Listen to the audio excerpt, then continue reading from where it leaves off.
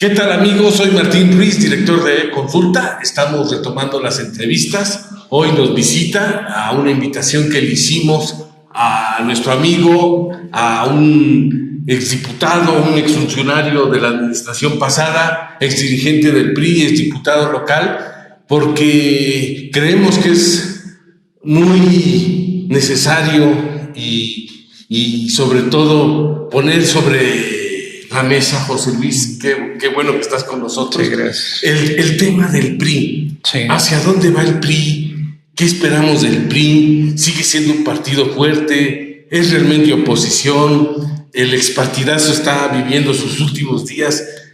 ¿Tú qué ves, José Luis? Está con nosotros José Luis Ramírez Conde. José Luis, gracias. Con nosotros. Gracias, muchas gracias. Antes que nada, buenas tardes.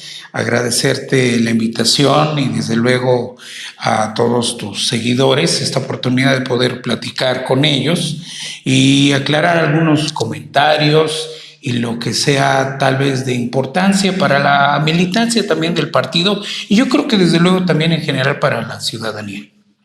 Y la primera pregunta, José Luis. Tú has sido priista, tienes una trayectoria, fuiste dirigente de ese partido. Así es. Hoy algunos analistas, si no muchos, creo que la mayoría coincidimos en que el PRI pareciera ser que está perdido, debilitado. ¿Cuál es tu opinión al respecto? Bueno, la verdad es que sí hay cierta debilidad, es notoria, es evidente, creo que no se puede negar. Lamentablemente hay varias circunstancias, no es una sola en particular que las que están afectando, en este caso la imagen del partido. Y bueno, de manera particular en el Estado, como de todos es sabido, no se ha dado en forma la renovación de la dirigencia estatal. No se ve también la presencia de un representante del Comité Ejecutivo Nacional. En este caso el nombre a la figura es el de delegado o delegada del Comité Ejecutivo Nacional. Y bueno, eso como algunos otros factores, inclusive de carácter nacional, son los que han contribuido a esta imagen un tanto de vacío que se ha dado de parte de nuestra dirigencia y desde luego en este caso del partido en general. Es decir, hay una dirigencia formal, pero que no existe, que no se le ve trabajando y también se habla de que hay un delegado, pero en términos reales no se ve ni la dirigencia nacional. ¿Es así?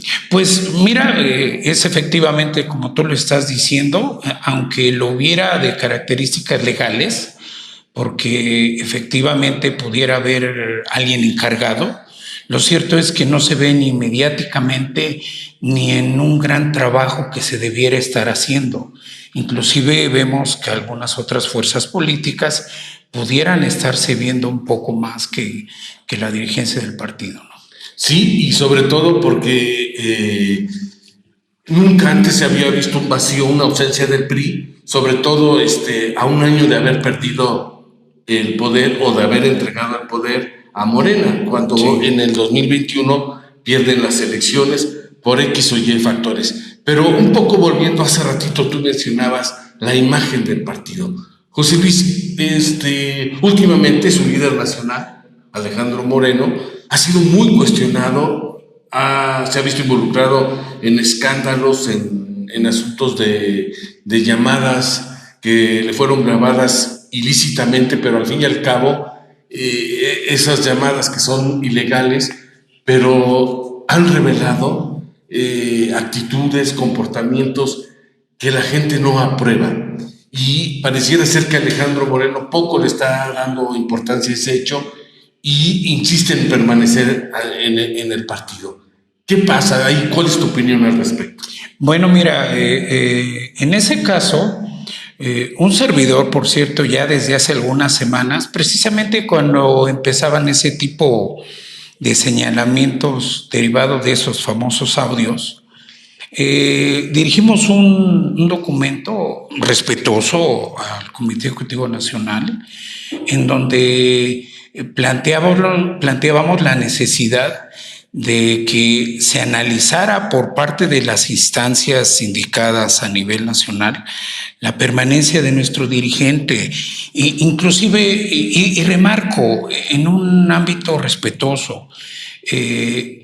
Planteábamos que en ese análisis se viera si efectivamente existiera un tema, mucho se ha hablado de persecución, de atropello, bueno, pues que se valorara la permanencia, tal vez haciendo un acuerdo donde efectivamente se le brindara apoyo al licenciado Alejandro Moreno y por otro lado, bueno, dejar la dirigencia porque, quieras o no, toda la mala imagen derivada de este conocimiento, de estos audios, obviamente ha estado permeando hacia la militancia. Mucha gente, como dicen por ahí, sin deberla ni temerla, bueno, pues es señalado por cuestiones de ese tipo. Ya el análisis de que si son legales o no legales los audios, pues bueno, ese es un tema del Ministerio Público, de una instancia judicial. La invitación fue muy respetuosa en el sentido de que eso se podía dirimir en las instancias pertinentes, pero salvaguardando la imagen del partido. Hoy vemos lamentablemente en encuestas cómo anda el partido y decirlo, yo creo que no ha abonado la permanencia del dirigente y bueno, creo que sí es importante que se vuelva a valorar la situación que se está atravesando a nivel nacional, sobre todo por las afectaciones que ya se ven claramente en toda la militancia, en todo el país, ¿no? Sí, bueno, en el último proceso electoral sucede o se da un hecho inédito que creo que encendió los focos de alarma al interior del partido, sí, y que tendría que ver con que en el estado de Campeche el PRI pierde su registro. Sí, así es. Hoy se habla de que todavía va a enfrentar 2 elecciones estatales antes de llegar a las elecciones presidenciales. Así es. Y se habla de que en caso de que no llegaran a armar una coalición, le podría ir muy mal al partido por la imagen tan negativa, hay que decirlo, que está generando Alejandro Moreno hacia el PRI. Sí. ¿Por qué? Porque basta de escuchar sus audioescándalos y tienen que ver con corrupción, con compra de autos de lujo, con maltrato a los medios de comunicación, a los reporteros. En fin, son muchas cuestiones que estarían ahí golpeando la imagen del PRI. Y ya que hablamos de este tema, José Luis, tú ves condiciones para que, bueno, antes que nada, ya me iba yo a enfocar al proceso electoral del 2024, sí, pero creo que vale la pena hacer una pregunta. Bueno, aquí, ¿qué ha pasado con la dirigencia estatal? ¿Cuándo estarían renovando? El proceso se tuvo que haber llevado desde principios de año. Ya vamos casi a llegar a septiembre, o estamos en septiembre, y no vemos que haya claridad o una luz que diga cuál va a ser el método para renovar y quiénes se perfilarían para la dirigencia estatal del PRI en Tlaxcala. Bueno, hay que decirlo, estamos prácticamente a 3 meses, al día de hoy, 3 meses de que se dio la renuncia del anterior dirigente, el que se fue. Estamos a punto de hacer 1 año y es el momento en que no ha habido, al menos no tenemos conocimiento alguno, de que se vaya a emitir la convocatoria, ni por alguna reunión de algunos órganos de gobierno del propio partido, ni siquiera en medios de comunicación. Sí es lamentable porque obviamente sí es importante que haya una dirigencia formal, que ya pueda asumir el liderazgo también y pueda encaminar ya algunas acciones para definir un rumbo, el rumbo del partido, ¿no? Y bueno, pues eso también tiene que ver con la falta de presencia de un delegado o delegada nacional que se ha visto también es muy notorio a raíz de ciertos enfrentamientos, señalamientos entre priistas que se han estado dando y en donde no se ha tenido la intervención de alguien de manera oficial como representante del Comité Ejecutivo Nacional en el partido. En ese sentido te quiero decir, hace algunos días algunos medios me buscaban, de hecho tú también me buscaste para una opinión con respecto a los comentarios sí lo voy a decir, del diputado federal Mariano González Aguirre. Y bueno, la verdad es que pues, yo me quedé observando alguna serie de comentarios que hizo. Y bueno, pues yo diría que lamentables, porque efectivamente no hay quien ponga orden. No hay quien ponga orden dentro de la casa. Y bueno, eso también genera que muchos de los que están al interior, pues también vean ese desorden como la posibilidad también de decir, bueno, pues si están peleando y no están viendo cómo está la situación, pues también se puedan ir a otros lados. Hacía algunos comentarios con respecto a que él en algún momento o ha sido el único diputado, el último diputado de Apizaco. Pues yo sí quiero señalar esto. A ver, antes que él, yo fui diputado, el último diputado de Apizaco, circunstancialmente por cuestiones de distritación. Eran 19 distritos, el distrito de Apizaco tenía unas secciones menos, en la última versión son 15, a la fecha está en 15 distritos, sí. Y también es diputado de Apizaco. Pero pues si se trata de señalar diferencias, pues yo mencionaría algunas. Cuando un servidor fue candidato y fui electo diputado, el municipio de Apizaco era gobernado por la oposición, estaba el PRD. El gobierno del estado estaba también en la oposición por el PRD. Y el gobierno federal estaba también en oposición, que era el PAN.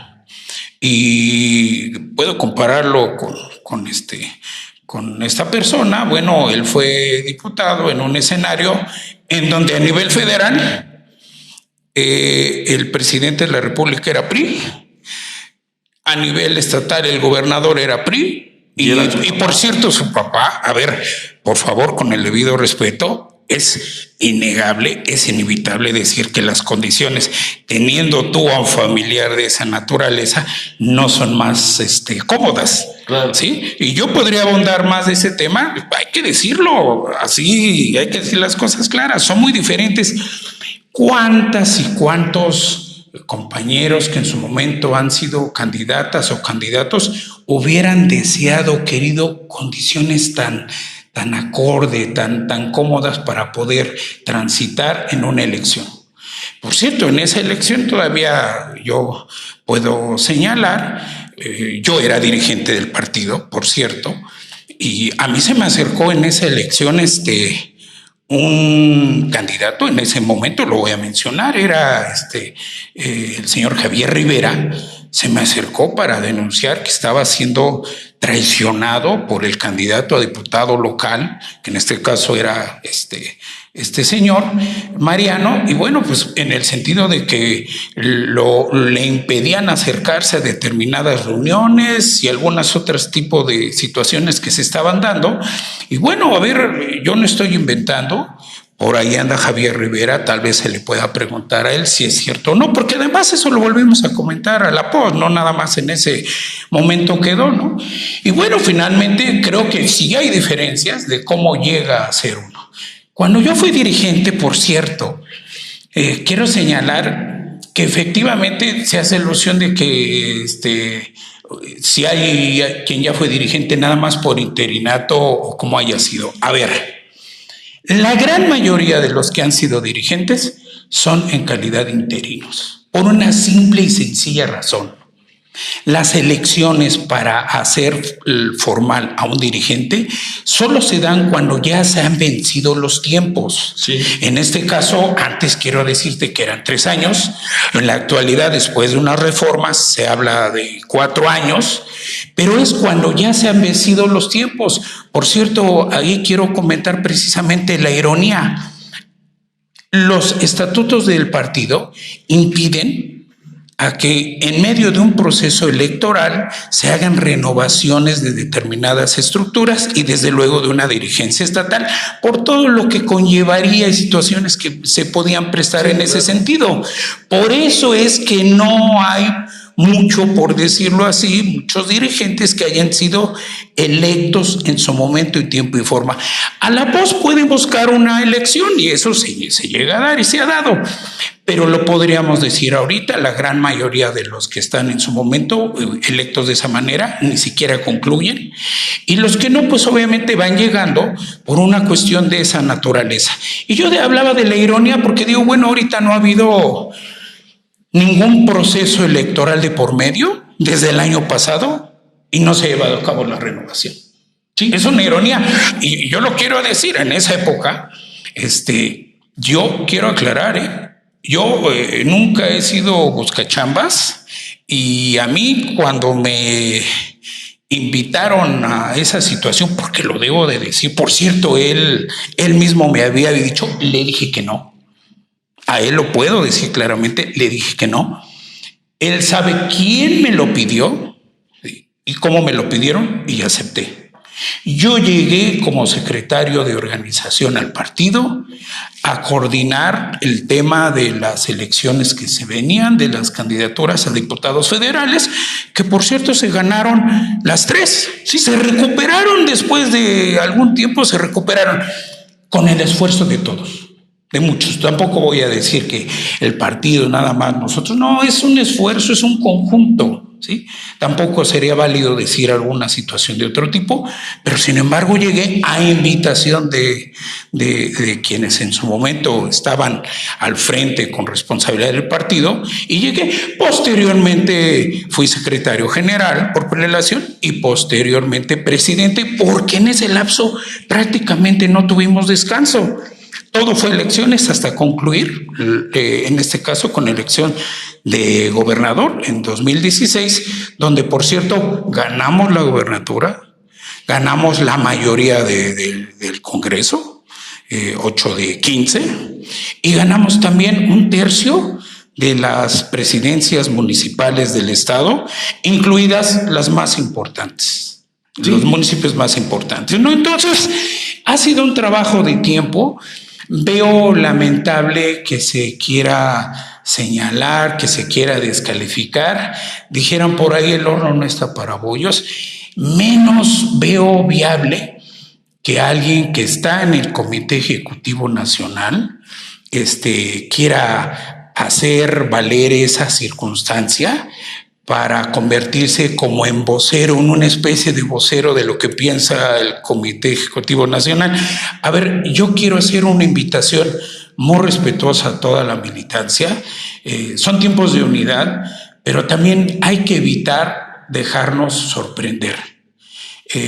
Yo respeto la situación que tiene, la circunstancia de que haya sido o esté ahorita en el Comité Ejecutivo Nacional, pero hay que decirlo, bueno, a ver, de entrada yo no me siento representado por él, porque él es diputado, ciertamente diputado federal, pero es de una circunscripción que nada tiene que ver con la región, la cuarta en este caso, y mucho menos con el estado de Tlaxcala.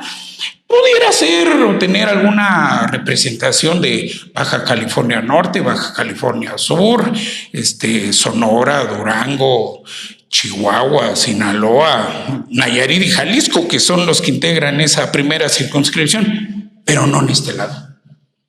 Y si es secretario pertenece en este caso a la dirigencia nacional, bueno, pues mientras no lo nombren delegado, en este caso del Comité Ejecutivo Nacional en Tlaxcala, que sería una contradicción, por cierto, bueno, pues no tendremos por qué estar haciendo caso a señalamientos, calificaciones o descalificaciones de quien no tiene esa calidad. Son tiempos de unidad y creo que hay que cambiar ese tipo de actitudes prepotentes y dictatoriales casi deben de quedar atrás. El partido debe de cambiar y más considerando las circunstancias que está atravesando. Bueno, y sobre todo creo que a Mariano no le queda hablar de traiciones, porque sí ha habido priistas que me parece que han traicionado a su partido y al proyecto del PRI. Ha sido precisamente los Marianos González Pero bueno, ahí están los datos, habrá que ver el comportamiento y cada quien podrá sacar sus conclusiones al respecto, porque, y tú cuando mencionas que actualmente en el PRI hay un desorden, bueno, no se necesita ser genio ni mago, simplemente basta que ver lo que pasó recientemente en el Congreso del Estado, donde un día hay una intentona de quitar a Blanca Águila Lima de la coordinación de los diputados del PRI. Sí. En cuestión de horas se pelean, logra Blanca Águila ser ratificada, y digo que en cuestión de horas le duró muy poco el gusto, porque pasó esa noche. ¿Qué sucedió? ¿Quién movió los hilos del poder? No sabemos, pero nos enteramos que a la mañana siguiente simplemente estaba confirmado que Blanca Águila había sido removida de tal posición y habían puesto a la diputada Diana Torrejón. De ese tamaño es el desorden que hay, y de ese tamaño es la incertidumbre y la falta de unidad que se vive en el PRI. Oye, pero un poco, digamos, retomando el tema, ¿tú ves hoy condiciones para que el PRI repita la alianza opositora rumbo al 2024? Bueno, mira, antes que nada sí quisiera retomar el anterior comentario, creo que sí es importante comentarlo. Mira, es una muestra más de la falta que hace alguien con la capacidad de interlocución entre los actores, en este caso en particular de la bancada del PRI en el Congreso. Yo te quiero comentar que cuando yo fui dirigente del partido, hubo ocho legisladores, compañeros que eran diputados locales electos, y también hay que decirlo, no me voy a colgar medallas que no. De esos 8 ya tenían una plática, ya habían cabildeado la posibilidad de quien fuera. Entonces no hubo necesidad de imponer o quitar o decir. Sí recuerdo que algunos no estaban tan de acuerdo con quien ya traía, por decirlo así, la mayoría. Ahí es donde entra la dirigencia del partido, o tal vez el delegado o delegada. Bueno, yo sí recuerdo, es decir, me senté con algunas de estas personas y finalmente se concluyó que fuera el candidato de unidad, en este caso, para ocupar la coordinación de la Cámara. Hoy se ve, lamentablemente, en ese tipo de exhibicionismos, bueno, la carencia de esa otra parte. No necesariamente debería ser, fíjate, la dirigencia del partido. Una figura, en este caso, el delegado o delegada del Comité Ejecutivo Nacional. Sí. Y bueno, independientemente de los señalamientos internos entre unos y otros, que eso podría ser, ahora si dijeran por eso, podría ser otra historia, tal vez hubiera sido un poco más formal, más bien visto en su momento quien hubiera quedado. Lo que pasa es que hay que decirlo, y creo que en eso coincidimos. Actualmente en el PRI no se ve liderazgo, no hay una figura que tenga la calidad moral de estar dirigiendo y sobre todo de estar evitando confrontaciones y las divisiones que se empiezan a ver. Así es. Porque lejos de ver a un partido que esté reconstruyéndose para llegar fortalecido al 2024, yo veo a un PRI desbalajado, veo a un PRI dividido y con liderazgos regionales, municipales, incluso estatales, que se están yendo del partido, ¿no? Sí, así. Por eso te pregunto, ¿cómo ves las posibilidades de llegar a una alianza opositora para el 2024, sobre todo con el antecedente que tenemos del 2021, que en esa elección sí fueron en alianza, pero los priistas fueron maltratados? Bueno, mira, yo creo que sí hay posibilidades, pero efectivamente se tiene que considerar a la base, se tiene que tener una alianza, pero que también aterrice en las otras elecciones, que fue lo que no se hizo en la pasada. Hay que reconocer, yo lo he dicho ya en otras ocasiones, se centró todo a nivel federal y estatal, la gubernatura y lo de las federales, y abajo, bueno, pues cada quien, ahora sí como dicen, cada quien que vaya por su santo, a ver cómo nos iba, ¿no?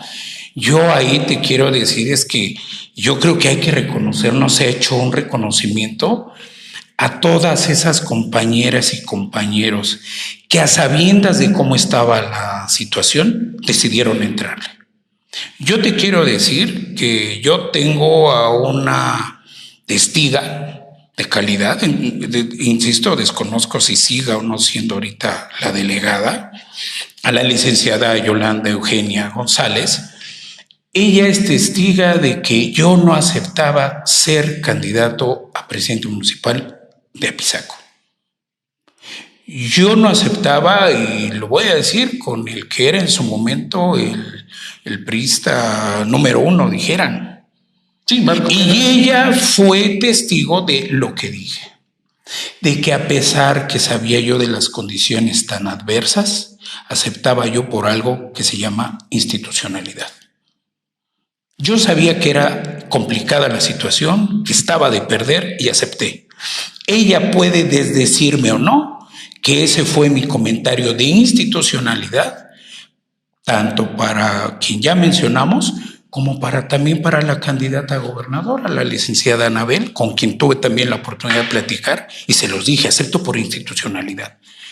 Mi voto fue para ella, pero lo dije, no estoy de acuerdo, yo ya lo había dicho desde antes de aceptar esa candidatura, en el diseño que se le dio, en donde a compañeras y compañeros de partido los vimos solos y cada quien, e inclusive algunos otros personajes del mismo partido, aprovechando esa coyuntura de ese esquema de alianza-coalición, de alianza, aprovechando para apoyar a otros candidatos, menos a los del PRI.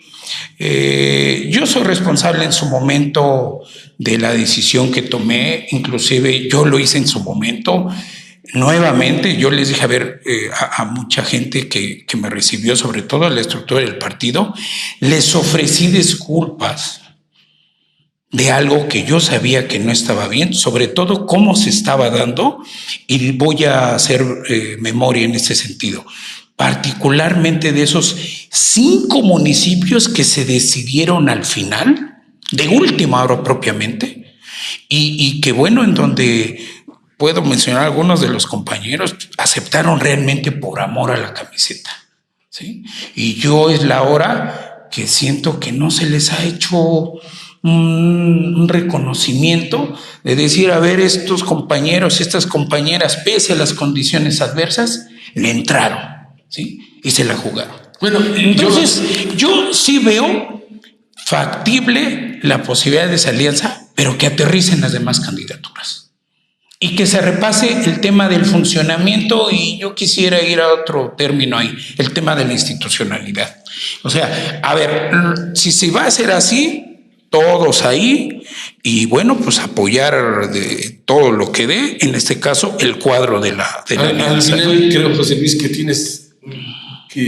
creo que eres preciso en decir la parte de ser institucional, pero yo creo que también tendrían que ser lo que tú acabas de decir, otros factores que tendrían que ver con la rentabilidad electoral. Sí, claro. Y realmente que se trabaje de manera conjunta y hacia un solo lado. Porque si vuelven a experimentar esta alianza electoral del 2021, donde la candidata del PRI va por aquí, los candidatos por allá y cada quien, creo que les va a ir muy mal. Pero bueno, amigos, José Luis, te lo agradezco mucho. No, gracias, gracias.